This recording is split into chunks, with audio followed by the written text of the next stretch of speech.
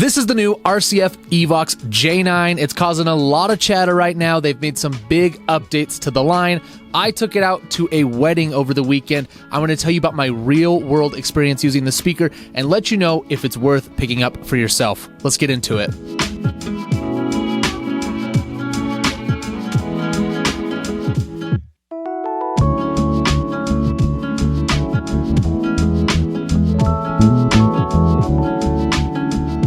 So the J9 is an update to the very popular EVOX J8, which is one of RCF's most affordable, if not the most affordable, column array speakers that they sell. It's very popular for wedding DJs and other mobile event professionals. They've made some big changes with this system. Let's dive into what those changes are.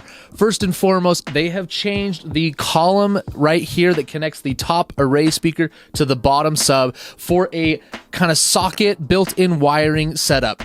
Before, they had the pole with the wire running down. I'll be honest, I'm going to go against the grain of a lot of people online right now. I like this update. One of the big selling points for me with a column array speaker is the fact that not only does it have a wide dispersion and a good sound because of the separated bass on the floor, but I love the fact that they are very clean looking, and I think that's why they've become so popular for weddings and more luxury events. So the fact that RCF made this change is huge. Of course, you can't swivel the top speaker now, but honestly, I do that very rarely, and if I do, you could just swivel the whole dang speaker. Like, it's not the end of the world, guys. And also, the dispersion on these is crazy. I have the spec here. It's written down as 120 degrees wide, but honestly, when I was sitting between these two speakers at my event, like 180 degrees off axis, they sounded just as good as when I was directly in front of them. It's kind of some audio witchcraft. Now, as far as the build of the box, it's a 12-inch woofer. We've got 6 3-inch speaker drivers in the top, as well as a compression driver with a 1.75-inch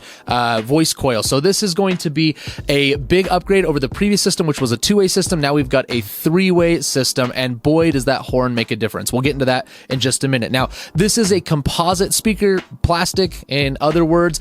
I'm not going to fault it for that. Many popular DJ speakers over the years have had a plastic build, and while I love a good wooden subwoofer, I don't think it really affects the sound of this speaker too much. Maybe it's a little less warm than a wood box, but the overall clarity of this speaker is, well, we'll talk about that in just a bit. Other important specs, this is fairly compact, only 18 inches deep, 14 inches wide. It weighs 62 pounds, so it is hefty. It's got a top handle with a rubberized grip. Feels really nice to move around. I'm grateful that we've got that top handle. Compared to my turbo sound columns, which I've used for a long time, it's more square and has handles on the side. This is way easier to carry. You could theoretically carry 2 subs into the venue, depending on how strong you're feeling, and carry the columns on your shoulders. So you could totally do that, although this is quite a beefy speaker. The specs that you should care about, they've upped the watts to 2100. Who cares about the watts? It's just power. What really matters is the dB, the max SPL, and this comes in at a very respectable 130 dB. Now, to give you a reference point, for years, I used my Turbo Sound IP2000s as my main DJ rig. I did hundreds of weddings with those speakers. I never had an issue with volume unless it was a giant wedding and I would take other speakers, but really for the 95% of the gigs that I did, I took those Turbo Sound IP2000s and they were only rated at 123 dB max SPL. So we're getting an additional 7 dB with these RCFs. And so for most DJs, this is going to be a jack of all trades, a Swiss Army knife kind of speaker. It's going to cover pretty much every event type that you're going to do. 130 dB max SPL. The 12-inch subwoofer is digging down to 40 hertz. It's a very respectable low end. We'll talk about the low end response in a bit when we get to my experience at an event. We talked about 120 degrees wide, 40 degree vertical dispersion, so hopefully keeping a lot of the audio off the ceiling and the floor so you're not wasting your energy there. We talked about the compression driver, 1.75 inch, which is honestly as good as most standalone traditional point source PA boxes. So it really is going to output a lot of high-end clarity, and it's going to be able to take a lot of the high-end workload off of the mid-range drivers, which is nice. Now, RCF has all these proprietary inbuilt controls. They have the FIR, I wrote it down here, FIR phase and bass motion control. Their algorithms and processing to make sure the speaker is not overdriving and is staying clear.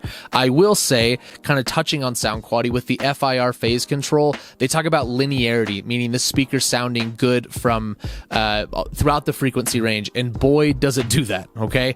One of the things I noticed when I first got these out of the box and started playing with the sound, like just running test audio through it, when I was listening at low volumes and then I would start to crank it up to like dance floor volumes, it was hard to tell the volume difference until I pulled out my phone with my dB meter and I was like, oh my gosh, this is like 105 dB. It's because they are so linear and transparent. Like this, normally when I turn up a speaker, it gets really harsh and you're like, oh, this is loud now.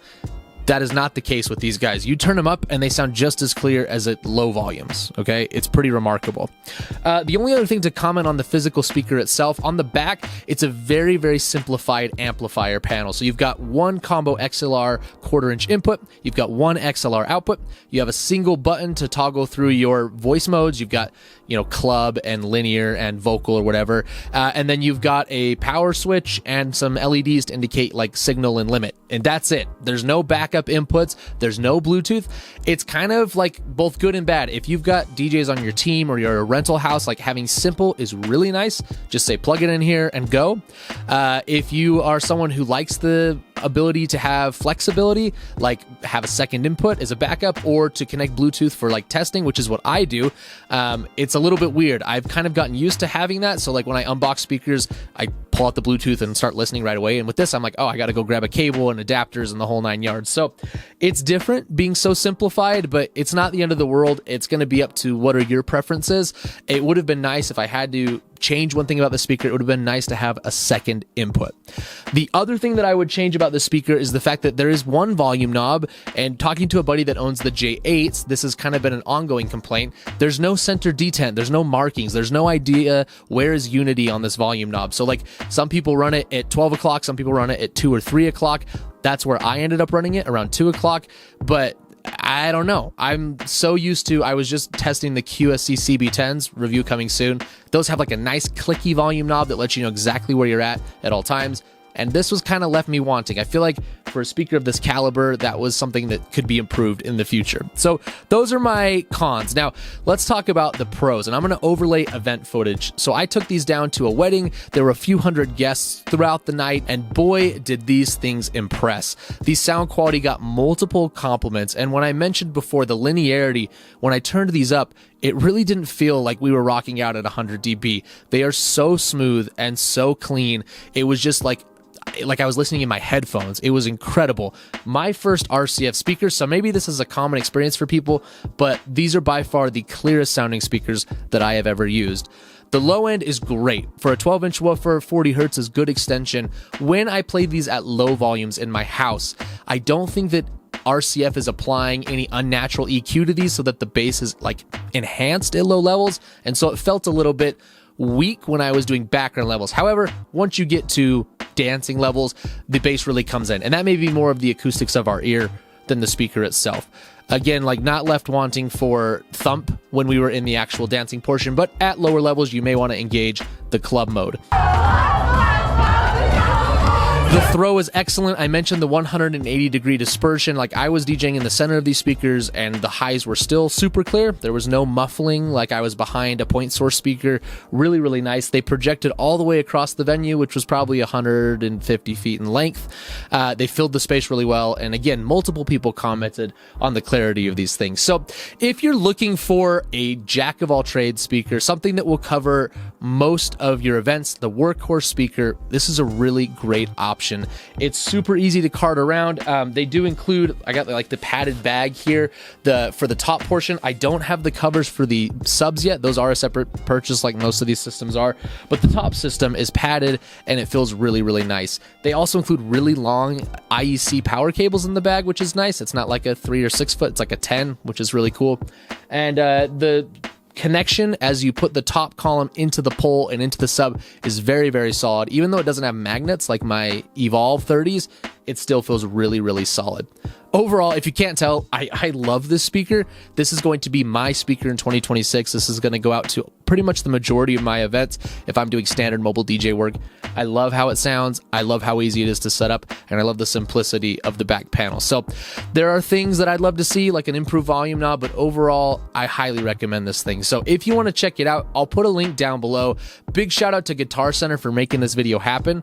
Hopefully you've enjoyed this content. I actually just released my first gig log in my last video. A lot of people have really responded to that and said that they enjoy that kind of content. So keep an eye out for gig logs coming in the future. I also have a review coming on the QSC CB10 battery powered speaker, which you're not going to want to miss also. So ring that notification bell once you're subscribed. Leave a comment down below with your thoughts on the J9s. Did you hear them at NAMM or did you hear them at Mobile Beat? What do you think about them compared to your column system you already own? And if you enjoyed what you saw, like the video as well. Thanks so much for watching, guys. I'll catch you next time.